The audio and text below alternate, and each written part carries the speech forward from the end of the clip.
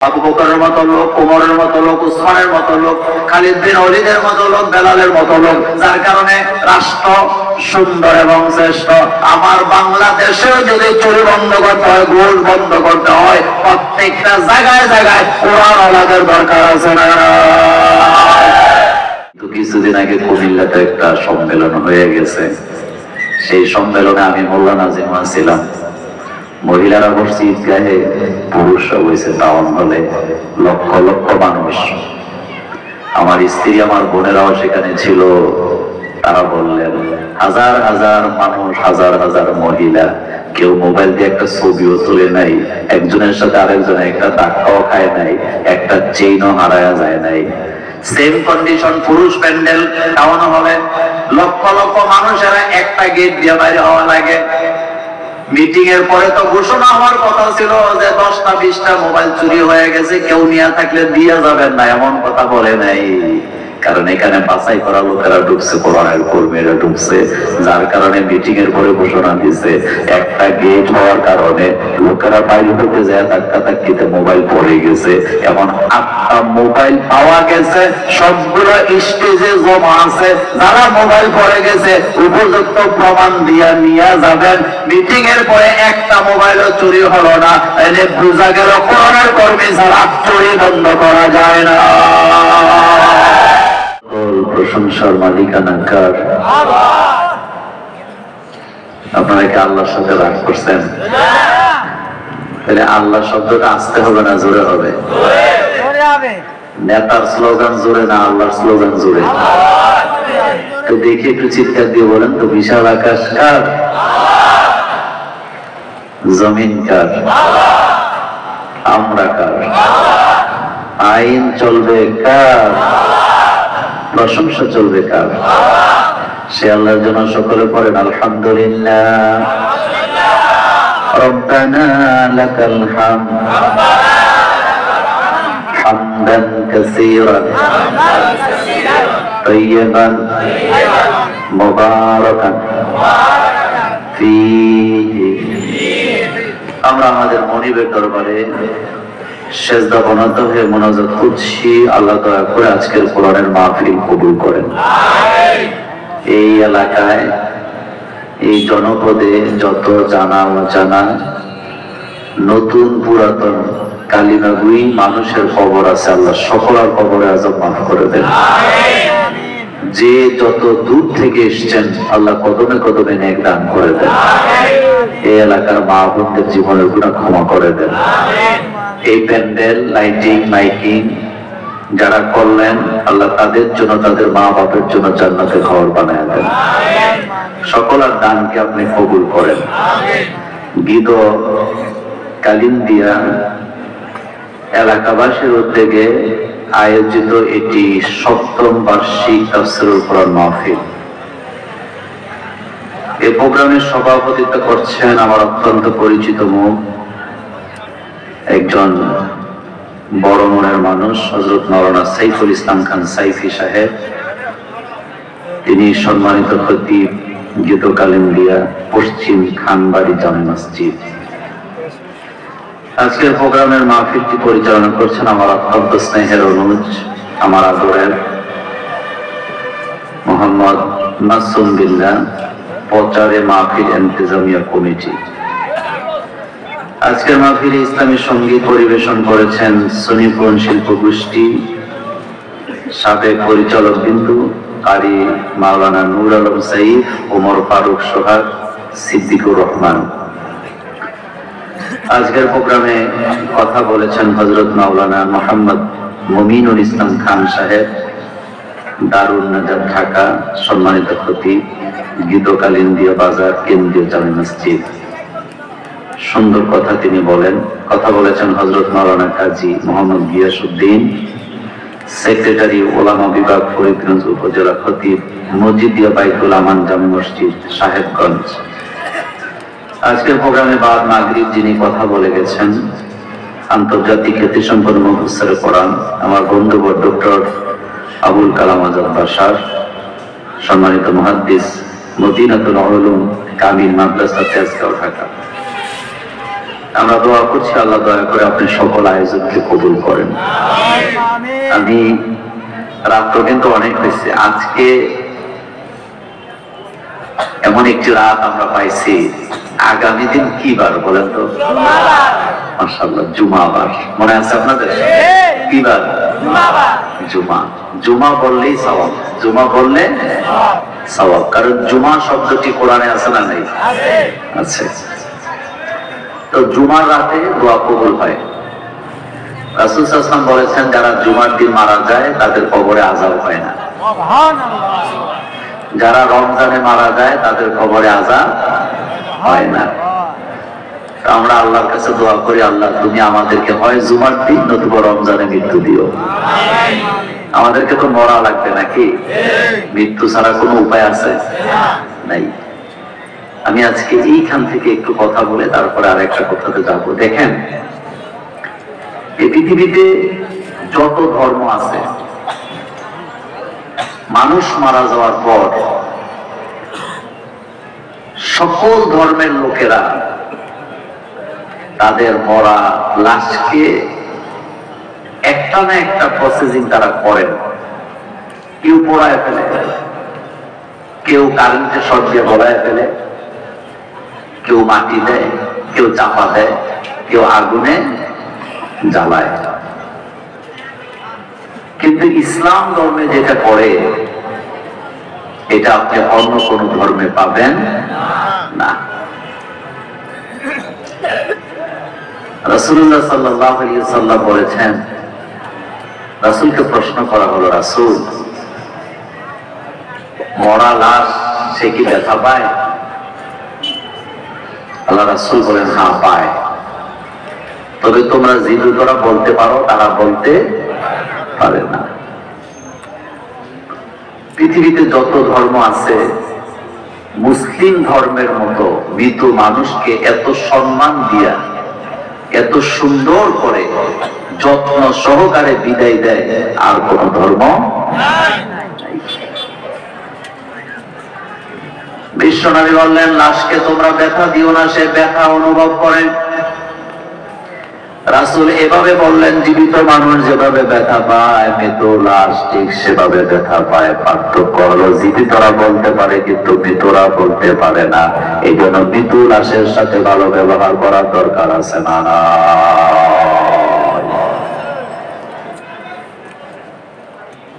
মানুষ যখন মারা যায়,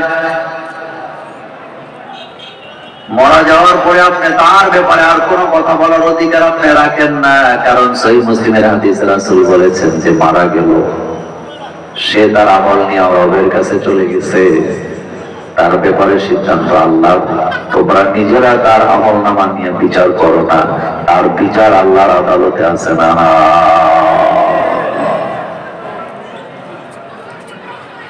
এই জন্য কখনো মৃত মানুষকে নিয়ে কখনো সমালোচনা করবেন না, এটা নিষেধ করেছেন মুহাম্মদ সাল্লাল্লাহু আলাইহি ওয়াসাল্লাম।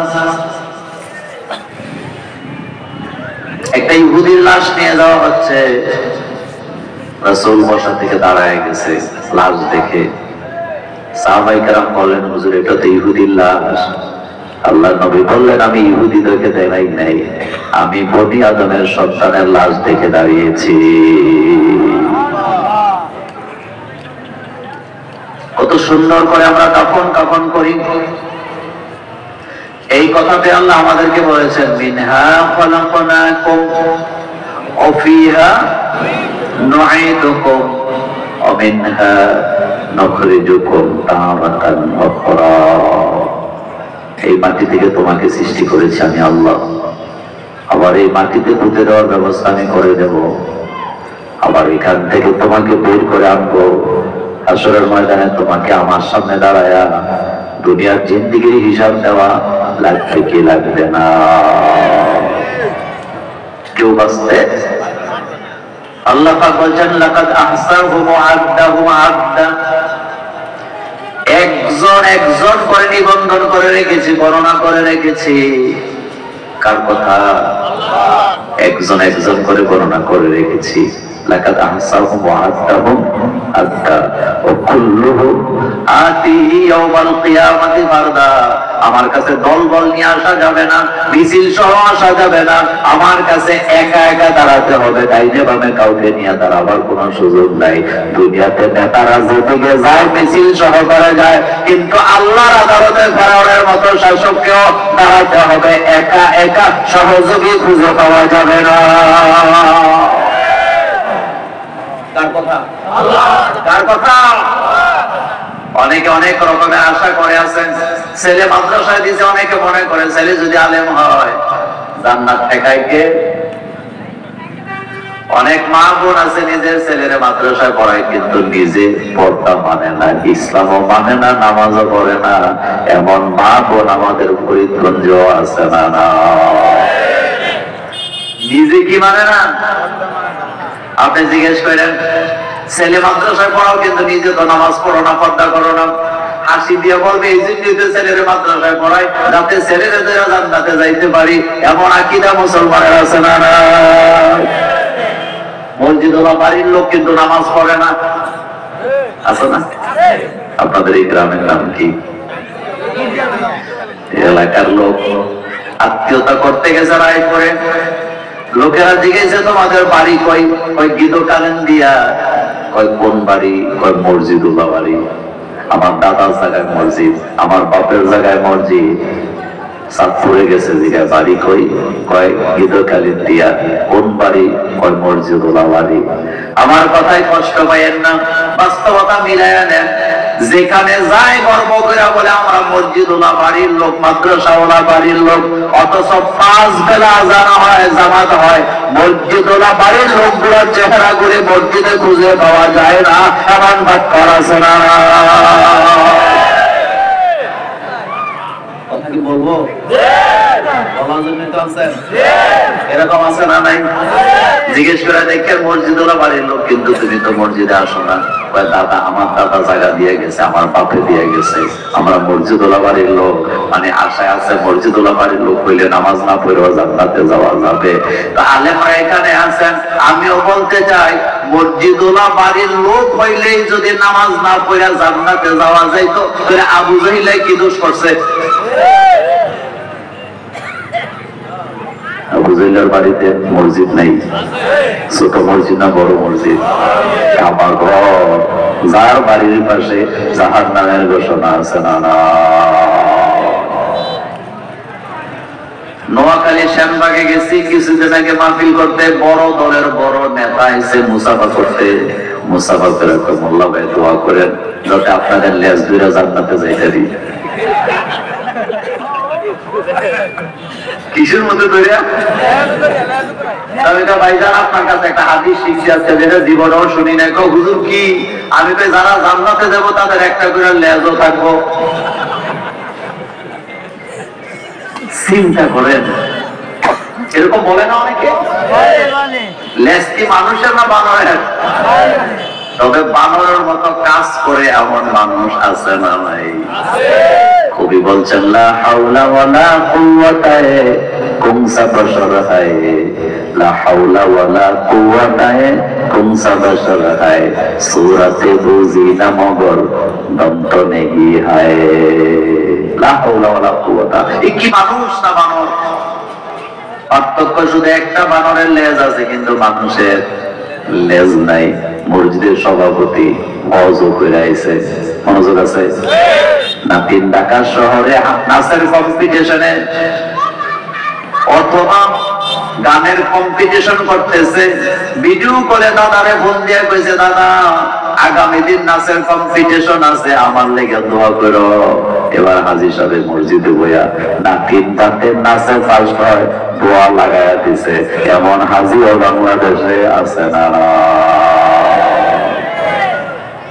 কি রুচি, কি রুচি! তো বলতেছিলাম আল্লাহর আদালতে যখন যাবো, দল নিয়ে যাবো না একা একা যাবো? কেউ কারো কোনো উপকার করতে পারবে? খালি হাতে কবরে যাওয়া লাগে কি লাগে না? আমি শুধু প্রথম পয়েন্টে এই কথাটা বলেন, কেউ যখন মারা যাবে তারে নিয়ে সমালোচনা করা যাবে, কারণ সে চলে গেছে কার কাছে, এখন তার ব্যাপারে সিদ্ধান্ত কার। দেখেন তো ইসলাম কত সুন্দর, একটা লাশকে কষ্ট দেয় না।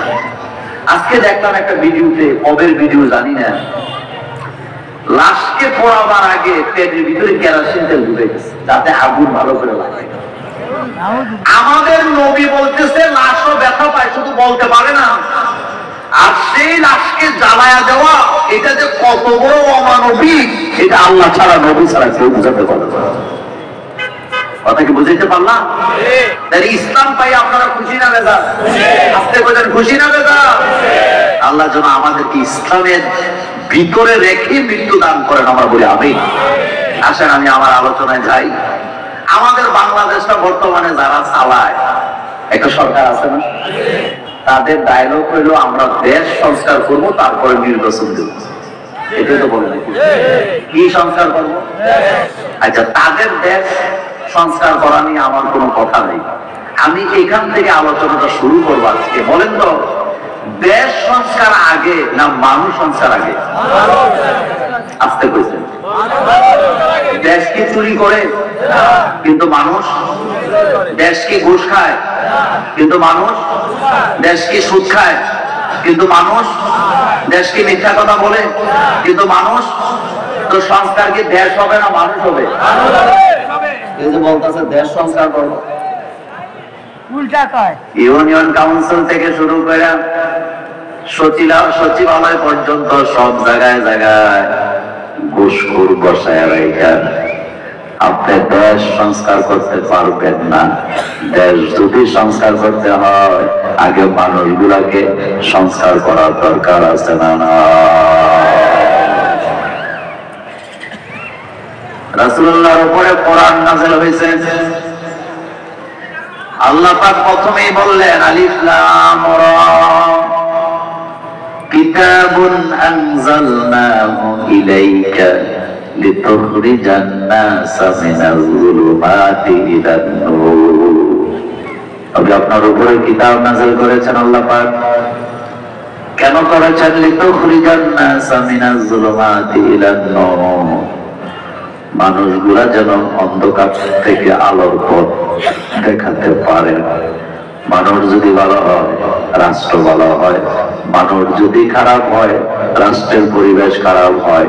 যেই রাষ্ট্রে নবীরা রাষ্ট্র চালাইছে, সেই রাষ্ট্রে গোলামি চলত কার? দেখেন, আর যেই রাষ্ট্রে মুশরিকরা রাষ্ট্র চালায়, সেই রাষ্ট্রের পথে পথে মুশরিকি আছে না? হযরত সুলাইমান আলাইহিস সালাম দেশ চালাইছেন, তার দেশে গোলামি চলে কার? আসতে কইছেন। সেম সময় বিলকিস রাষ্ট্র চালাইছে, কিন্তু বিলকিস মুশরিক হওয়ার কারণে তার দেশের জনগণ মুশরিক। যার কারণে সুলাইমান আলাইহিস সালামের পক্ষ থেকে হেদায়েতের চিঠি আছে না? রাষ্ট্র কখনো খারাপ হয় না, খারাপ হয় মানুষ। বলেন কি? আপনার বাড়ির ছাদের উপরে একটা পানির ট্যাঙ্কি আছে, ওই ট্যাঙ্কির ভিতরে ইঁদুর পড়ছে, মরছে, পইচা গেছে। আপনি যখন বাথরুমে ঢুকে ট্যাপটা ছাড়েন, দুর্গন্ধ আছে না নাই? আপনি যদি ট্যাপটাকে সাবান দিয়া দৌত করেন, কোনো লাভ হবে না। বরং আগে কি করা লাগবে? কথা কয় না? আগে উপরে উঠেন, ইঁদুর ফালা, ট্যাঙ্কি পরিষ্কার করেন। এবার পানির লাইন ছেড়ে দেন, ট্যাপ ধোয়া লাগবে না। এখন পবিত্র মিষ্ট পানি আছে না? যেই দেশে একটা জন্ম নিবন্ধন আনতে গেলে ঘুষ লাগে, লাগে না? আপনাদের এলাকায় লাগে না? আপনি কি দেশ সংস্কার করবেন? রাসূলুল্লাহ তো মানুষ সংস্কার করছে আগে, দেশ সংস্কার করছে পরে। আল্লাহ রাসূল মানুষ তৈরি করার জন্য আসতেন। মক্কার কুরাইশের নেতারা এসে বলল, মুহাম্মদ তুমি যদি বাড়ি চাও বাড়ি দেব, নারী চাইলে সুন্দরী নারী দেব, তুমি যদি রাজত্ব চাও তাও দেব, শুধু তুমি এক ইলার কথা বাদ দাও, একাত্মবাদের কথা বাদ দাও। আল্লাহ রাসূল এক কথাই বলে দিলেন, আমি তো আমার রবের হুকুমে দাওয়াতি কাজ করি, আমি লোক তৈরি করতে আসছি। এবার আপনাদের কাছে জানতে চাই, রাসূলুল্লাহ লোক তৈরি করলেন, রাষ্ট্রপ্রধান হলেন, সেই রাষ্ট্রের ভিতরে চুরি, বদমাশি, ডাকাতি কিচ্ছু নাই। রাসূল বললেন, খায়রুল কুরুনি কারনি সুম্মাল্লাযীনা ইয়ালুনাহুম সুম্মাল্লাযীনা ইয়ালুনাহুম। রাসূল বলেন, আমার যুগ হলো শ্রেষ্ঠ যুগ। কারণ মানুষগুলো শ্রেষ্ঠ। সুবহানাল্লাহ বলেন। মানুষগুলো শ্রেষ্ঠ, সেজন্য রাসূলুল্লাহর গো আবু বকরের মতো লোক, ওমরের মতো লোক, উসমানের মতো লোক, খালিদ বিন ওয়ালিদের মতো লোক, বেলালের মতো লোক, যার কারণে রাষ্ট্র সুন্দর এবং শ্রেষ্ঠ। আমার বাংলাদেশেও যদি চুরি বন্ধ করতে হয়, ঘুষ বন্ধ করতে হয়, প্রত্যেকটা জায়গায় জায়গায় কোরআন ওয়ালাদের দরকার আছে না?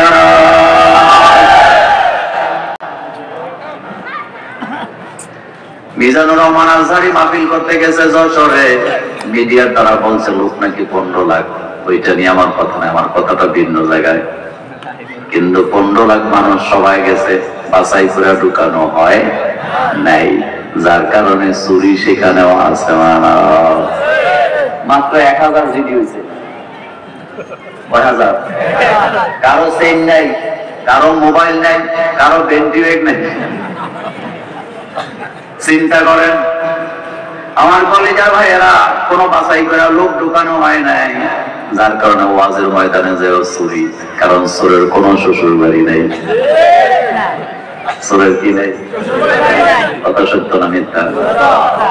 চোরের কাছে মসজিদ শ্বশুর বাড়ি নেই। এতে শাশুড়ি হেতে দেশি মুরগির রান খাওয়ায় শোয়া রাখছে, এতে নজর কি এখন ঘুমের দিকে না গরুর দিকে? এতে সুযোগ পেয়ে গরু হয়ে গেছে। কুমিল্লা পুলিশ লাইন মাঠ আছে, আপনারা গেছেন কিনা জানি না, বিরাট বড় মাঠ। ঈদের নামাজ পড়তে গেছে রমজানে নিয়ে, তো পুলিশ লাইনে তো এসপি সাহেব, ডিসি সাহেব, এডিশনাল এসপি, আরআই সাহেব, মানে পুলিশের সব কর্মকর্তারা এখানে নামাজ পড়ে। তা আমি বক্তৃতা দিতেছি, আমার পরে ইমাম সাহেব দিবে,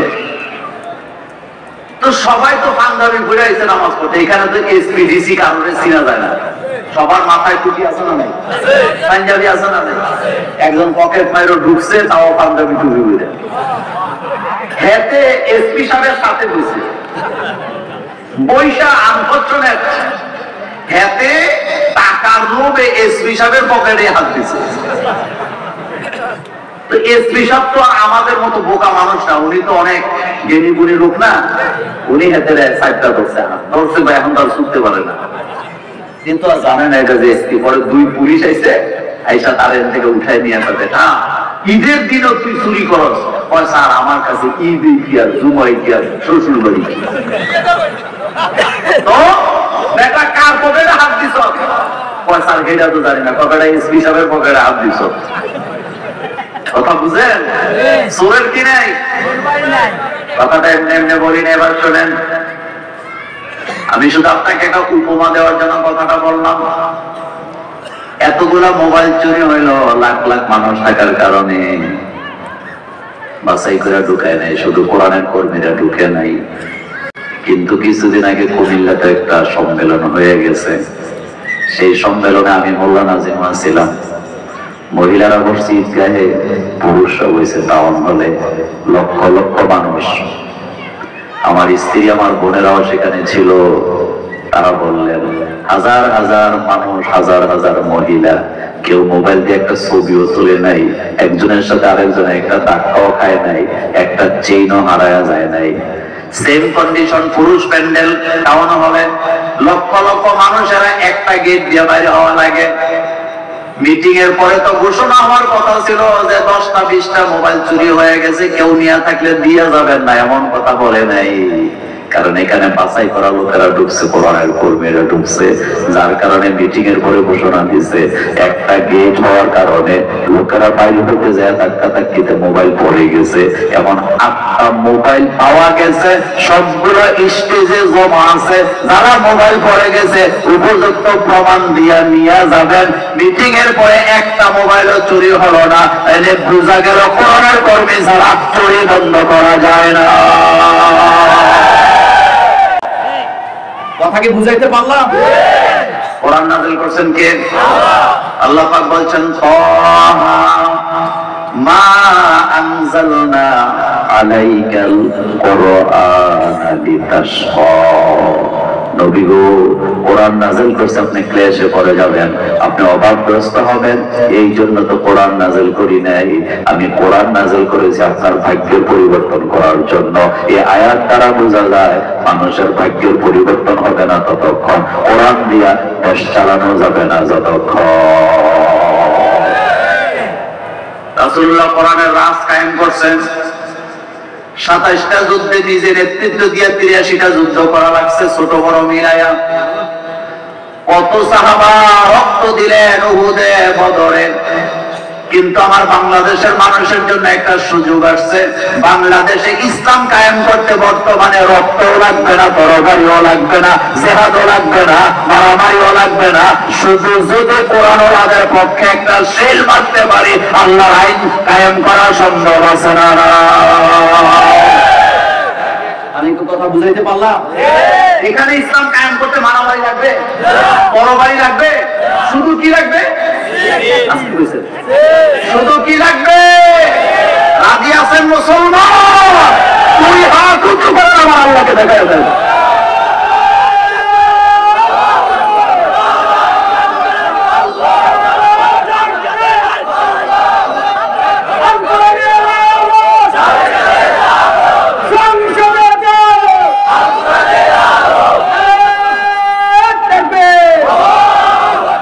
আল্লাহ যেন আমাদেরকে কবুল করেন, আমরা বলি আমিন।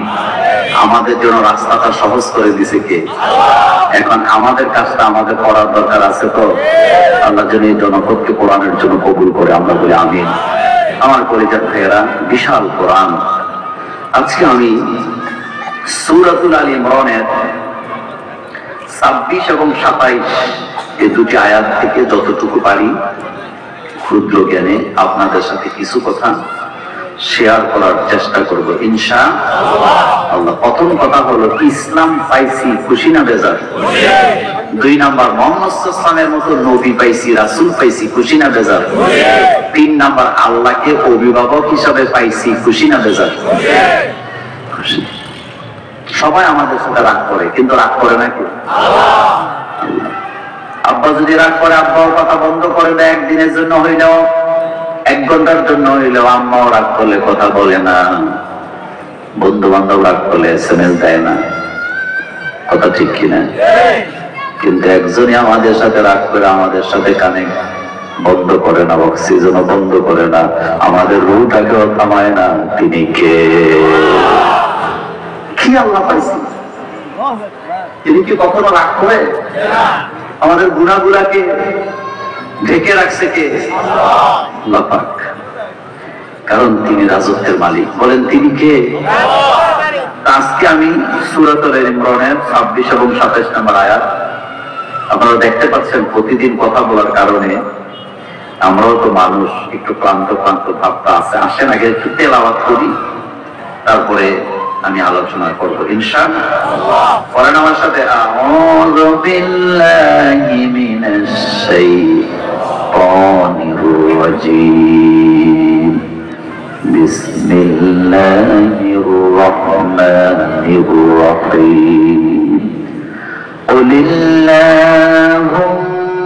মালিকাল মুলকি তু'তিল মুলকা মান তাশা وتنزع الملك ممن تشاء وتعز من تشاء وتذل من تشاء بيدك الخير إنك على كل شيء قدير تولج الليل في النهار وتولج النهار في الليل وتخرج الحي من الميت وتخرج الميت من الحي وترزق من تشاء بغير حساب। কি অসাধারণ কথা আমার আল্লাহ পাকের। আল্লাহ যত বড় তার কথাও তত বড়। সুবহানাল্লাহ বললেন না? আল্লাহ যত বড় তার কথাও তত। আল্লাহ রাব্বুল আলামিন বলছেন, কুল, নবী আপনি বলেন, আমরের সিগা ওয়াহিদে আমর, নবী আপনি বলেন, আল্লাহুম্মা মালিকাল মুলক, আয় আল্লাহ আপনি তো রাজত্বের মালিক। এখানে অনেক আলেম ওলামারা আছেন, বিজ্ঞ আলেমরা, আল্লাহ বলতে পারতেন কুল নবী আপনি বলেন আল্লাহু মালিকাল মুলক, আল্লাহ তো তিনি যিনি রাজত্বের মালিক, এভাবে বলে নাই। বরং বলতেছে নবী আপনি বলেন আয় আল্লাহ আপনি রাজত্বের মালিক। মনোযোগের একটা হলো নবী আপনি বলে দেন আল্লাহ রাজত্বের মালিক, আরেকটা হলো নবী আপনি বলেন আয় আল্লাহ আপনিই তো রাজত্বের মালিক। এই দুইটা কথার মধ্যে আকাশ পাতাল পার্থক্য আছে না?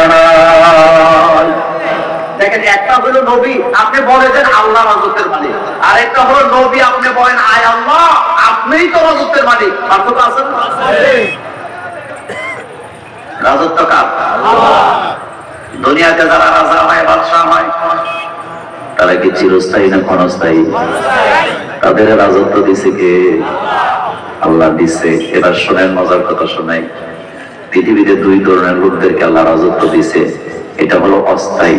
চিরস্থায়ী ক্ষমতার মালিকানা কার? কুল্লু মান আলাইহা ফান ওয়া ইয়াবকা ওয়াজহু রাব্বিকা যুল জালালি ওয়াল ইকরাম। নবীদেরকে আল্লাহ রাজত্ব দিয়েছেন, পক্ষান্তরে নেতাদেরকে আল্লাহ রাজত্ব দিয়েছেন। কিন্তু নবীদের রাজত্ব আর নেতাদের রাজত্বের মধ্যে পার্থক্য হলো নবীরা রাজত্ব পায় কারো উপরে জুলুম করে না, নিজের ক্ষমতা টিকাবার জন্য অপকৌশলও করে না, কারো উপরে জুলুমও করে না, মানুষও মারে না। তারা রাজত্ব চালায় কার আইনে। কিন্তু সাধারণ নেতাদেরকে যখন আল্লাহ রাজত্ব দেয় তারা তখন আল্লাহকে পাত্তাও দিতে চায় না, আল্লাহকে অস্বীকার করে নিজেকে রব দাবি করে নিজের ক্ষমতা টিকাবার জন্য আল্লাহর বান্দাদের উপরে জুলুম করে, নিরপরাধ মানুষকে ফাঁসিতে লটকায়া দেয়। যুগে যুগে এমন আছে না?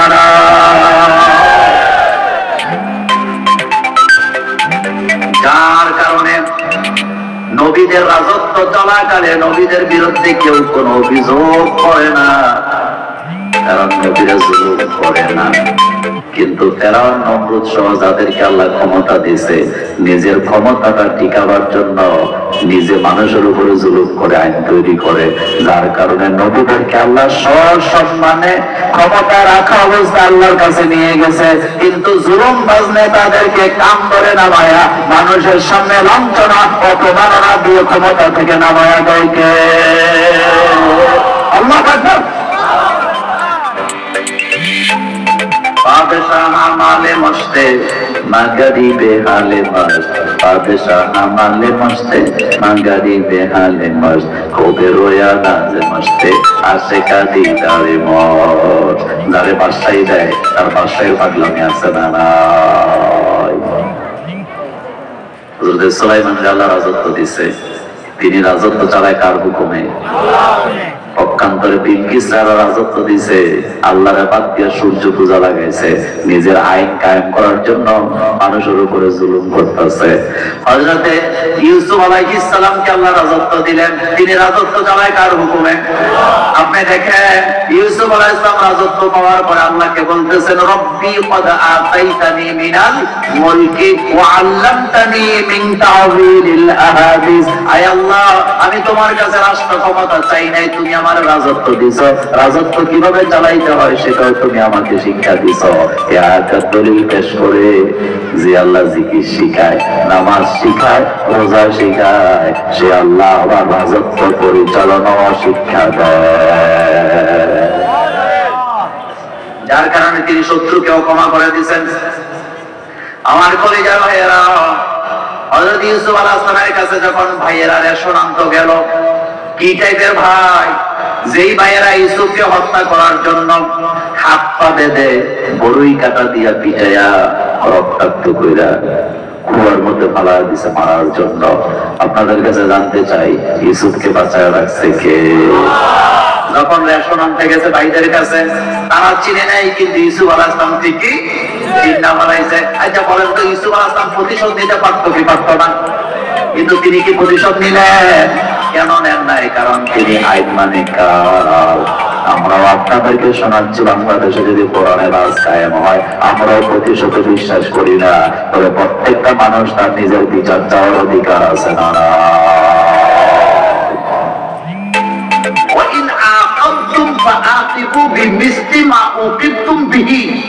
আল্লাহ পাক বলছেন তোমাদের উপরে যদি জুলুম করা হয় তোমরা যদি তার প্রতিকার চাও তাইলে তুমি ততটুকু নিবা যতটুকু তোমার উপরে জুলুম করা হয়েছে।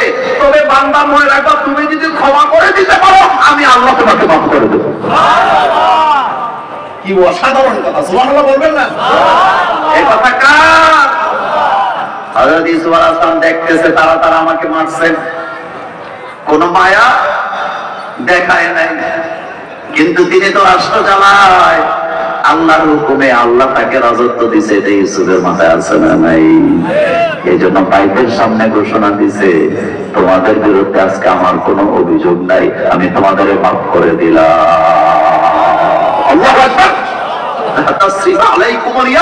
আজকে তোমাদের বিরুদ্ধে আমার কোনো অভিযোগ নাই, আমি তোমাদের মাফ করে দিলাম।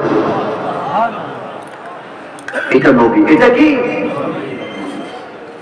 তাহলে নবীদেরকে রাজত্ব দিছে কে? নবীরা কি জুলুম করছে? করে নাই। রাসূল কারীম সাল্লাল্লাহু আলাইহি ওয়াসাল্লাম মক্কা বিজয় করলেন, ইতিহাসটা পড়ে দেখবেন, সেদিন ইচ্ছা করলে মক্কা কুরাইশদের কাফের নেতাদের বাড়িঘরগুলো ভেঙে চুরমার করে দিতে পারতো, আগুন লাগাই দিতে পারতো, কিন্তু রাসূল কি এটা করলেন? না। রাসূল রাষ্ট্র চালাইছে, রাসূলের বিরুদ্ধে কেউ কোনো অভিযোগ দিয়েছেন? তাই নাই। কিন্তু পক্ষান্তরে দেখেন, নমরুদকে আল্লাহ ক্ষমতায় দিয়েছেন। নমরুদ স্বপ্নে টের পাইছে তার রাজত্ব বেশি দিন নাই, ক্লু পাইছে। সেই ক্লুটা হলো ইব্রাহিম নামে একজন নবী দুনিয়াতে আসবে, তিনি নেতা হবে। ইব্রাহিমের নেতৃত্বের কারণে নমরুদের রাজত্ব ধ্বংস হবে। এই স্বপ্ন নমরুদের কাছে আছে না নাই? এখন নমরুদ তার উপদেষ্টাদেরকে ডেকে বলতেছে, আমি রাজত্ব চাই, আমি পাওয়ার চাই, আমার পাওয়ার টিকে রাখতে হবে, ইব্রাহিম যাতে আমার সাথে না পারে সেই ব্যবস্থা কর। সেই তো ব্যবস্থা কি করব? স্বামী স্ত্রী একসাথে থাকলে বাচ্চা হবে, বাচ্চা হইলে ছেলেও হইতে পারে, মেয়েও হইতে পারে, ছেলে হবে। ছেলে হইলে ইব্রাহিম হবে, ইব্রাহিম হইলে নবী হবে, নবী হইলে নেতা হবে। কারণ সব নবীরা নেতা, এটা মোল্লার কথা না, আল্লাহর কথা। সব নবীরা কি? তো নমরুদ বলতেছে, দিল্লি পুরো আমার বল, এখন এর থেকে বাঁচবো কিভাবে? আমার তো ক্ষমতা দরকার। কি দরকার? মানে ক্ষমতা আমার থাকা চাই। ইব্রাহিম বুঝি না, সব বাদ। কেমনে এটা বাধা দিব? তখন তো মায়া বলিও নাই, কন্ডমও নাই, আমার করার সিস্টেমও তো করবোটা কি? এবার বুদ্ধি দিচ্ছে, একটা কাজ করেন, স্বামী স্ত্রী একসাথে থাকা বন্ধ করেন। পুরুষদেরকে বিশ্বাস করা যায় না, মনোযোগ আছে আপনাদের? পুরুষদেরকে বিশ্বাস করা যায় না। সুতরাং সব পুরুষ আপনি জেলখানায় ঢুকান, তবে খবরদার আপনার উপদেষ্টাদেরও বাদ দিয়েন না, কারণ বলা তো যায় না, 80 বছর বয়সও কিন্তু কাম লাগায় না। এই জন্য উপদেষ্টাদেরকে শুদ্ধ জেলে ঢুকা। বুদ্ধি দিছে না বাদ দিছে?